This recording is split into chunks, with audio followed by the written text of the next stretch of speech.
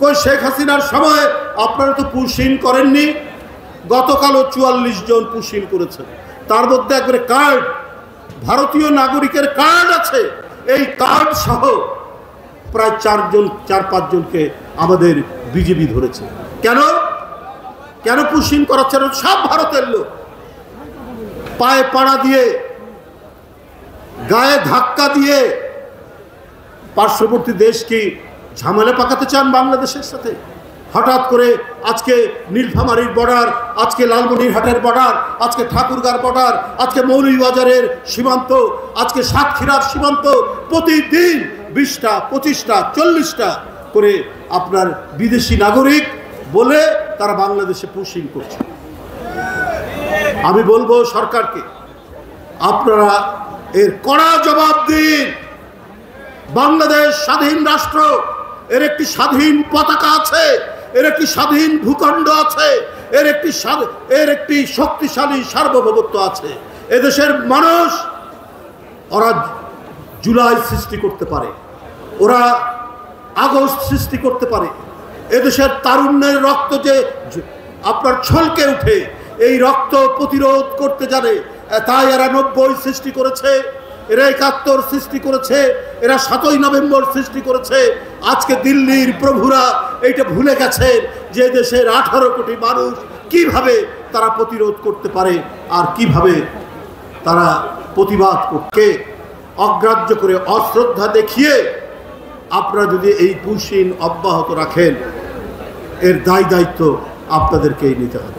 আজকে আমাদের কিছু রাজনৈতিক বন্ধু তারা উষ্মা প্রকাশ করেছেন, যে আমাদের অ্যাডভোকেট সালাম ভাই বলেছেন যে লন্ডনের বৈঠককে বলেছেন নিরপেক্ষতা ক্ষুণ্ণ হবে। ভাই, আপনাদের ইতিহাসটা বলুন তো দেখি, আপনারা কখন নিরপেক্ষতার সাথে কাজ করেছেন? পাকিস্তান আন্দোলনে আপনারা সমর্থন করেননি। আপনারা ৭১ সালে জনগণের বিরোধিতা করেছেন। আপনারা ৮৬ সালে শেখ হাসিনার সাথে নির্বাচন করেছেন। আপনারা ১৫ সালে বিএনপির বিরুদ্ধে, ২০৯৫ সালে বিএনপি সরকারের বিরুদ্ধে হাসিনার সাথে একসাথে আন্দোলন করেছে। আপনারা এইবার ৫ই আগস্টের পরে বললেন যে আওয়ামী লীগকে মাফ করে দিব, ভারতের সাথে সম্পর্ক বৃদ্ধি করব। তাহলে আপনাদের রাজনীতিটা কিসের রাজনীতি? রাজনীতি মানেই হচ্ছে জনগণের কাছে ওয়াদা, জনগণের কাছে অঙ্গীকার, যেটি দেশনেত্রী বেগম খালেদা জিয়া, যেটি তারেক রহমান বারবার বলেছে, এই হাসিনা দুর্বৃত্ত, এই হাসিনা গণতন্ত্র ধ্বংস করেছে, এই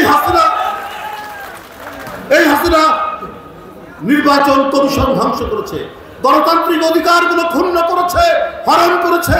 মানুষের কথা বলতে দিলে তার ঠিকানা হয়েছে আয়না ঘরে, তার ঠিকানা হয়েছে রিমান্ড, তার ঠিকানা হয়েছে পুলিশের অত্যাচার, র্যাবের অত্যাচার, তার বিরুদ্ধে শত শত মামলা, তার স্থায়ী ঠিকানা হয়েছে কারাগারে।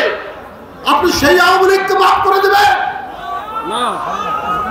আর এটা ওইটা না, কাপড় ধোয়ার একটাই সলিউশন, চাকা অল ইন ওয়ান। যে শেখ হাসিনা জুলাই আগস্টের রক্তাক্ত আন্দোলনের মধ্যে দিয়ে একদিকে শহীদ মুগ্ধ, আরেকদিকে আবু সাইদ, আরেকদিকে